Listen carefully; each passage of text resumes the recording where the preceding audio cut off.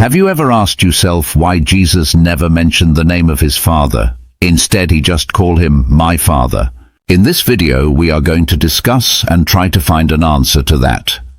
Welcome to Beyond Doctrine. Please watch till the end, and please don't forget to comment and like and subscribe.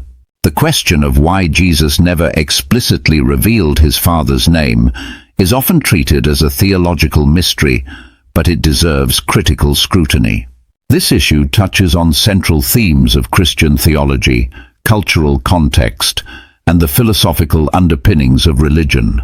While traditional interpretations offer explanations steeped in reverence and relational emphasis, a closer examination raises significant questions about the coherence, implications, and relevance of this narrative.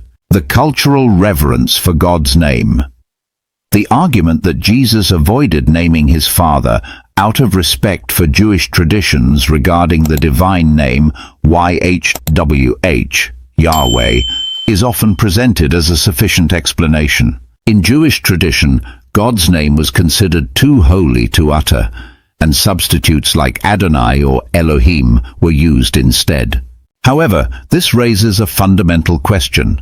If Jesus was breaking with so many Jewish traditions, challenging the Sabbath laws, Mark 2:27-28, redefining dietary restrictions, Mark 7:18-19, and claiming authority equal to God, John 10:30, why would he adhere to this particular tradition? If his mission was to reveal the Father's nature fully, why stop short of revealing his name? Critically, this adherence could be seen as contradictory. On one hand, Jesus proclaims a radical new understanding of God as Father. On the other hand, he conforms to a tradition that arguably obscures God's identity.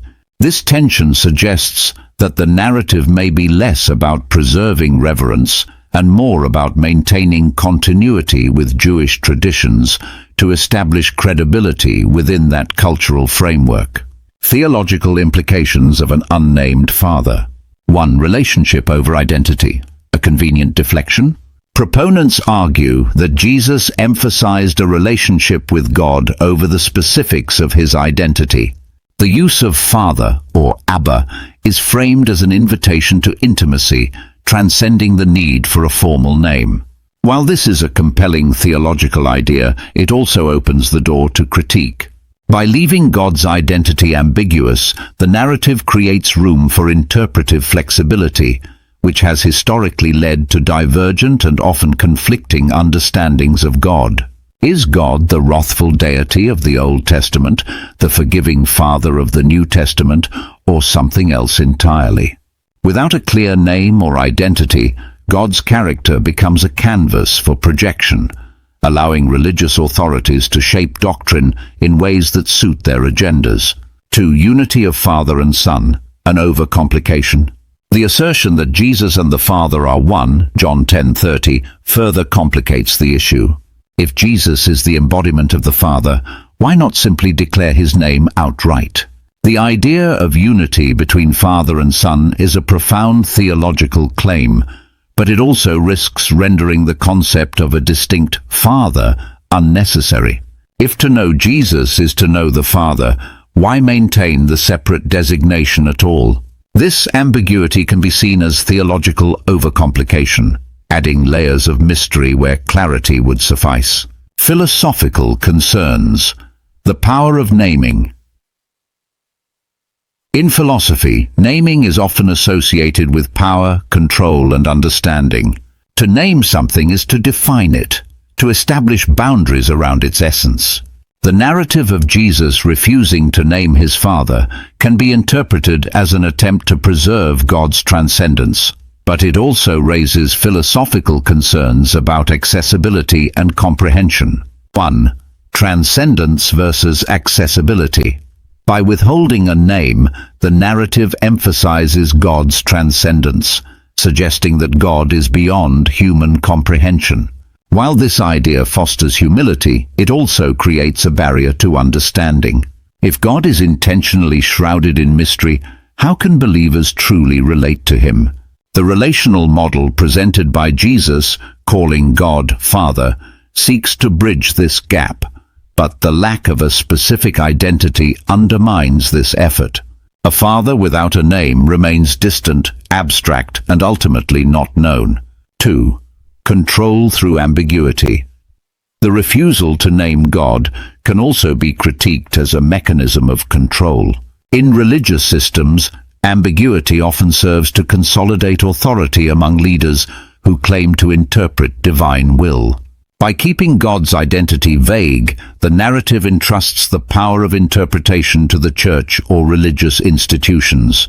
This dynamic has historically led to abuses of power, as competing factions argue over the true nature of God while ordinary believers are left in confusion. The historical and cultural context. 1. Avoiding polytheistic confusion.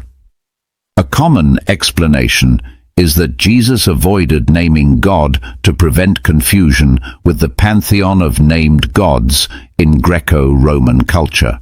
While this reasoning has some merit, it also raises questions about the universality of Jesus' message.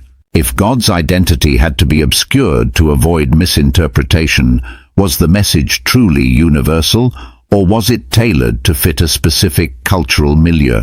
This approach seems at odds with the claim that Jesus' teachings were meant for all people, transcending time and place. 2. Jewish exclusivity versus universal appeal. The focus on God as Father is often presented as a universal concept, accessible to people of all backgrounds. Yet this universality is undermined by its reliance on a Jewish framework. The idea of God as Father resonates differently across cultures, and for some it may even carry negative connotations. By avoiding a specific name, the narrative attempts to sidestep these issues, but it also fails to provide a clear and compelling alternative that unites diverse audiences under a single understanding of God. The practical implications for faith. The ambiguity surrounding God's name has practical consequences for believers. While the relational model of Father invites intimacy, it also creates challenges in defining and understanding the divine. 1. Relational ambiguity. Calling God Father implies a relationship. But what kind of relationship? For some, the term evokes love and care, while for others, it may bring to mind authority and discipline.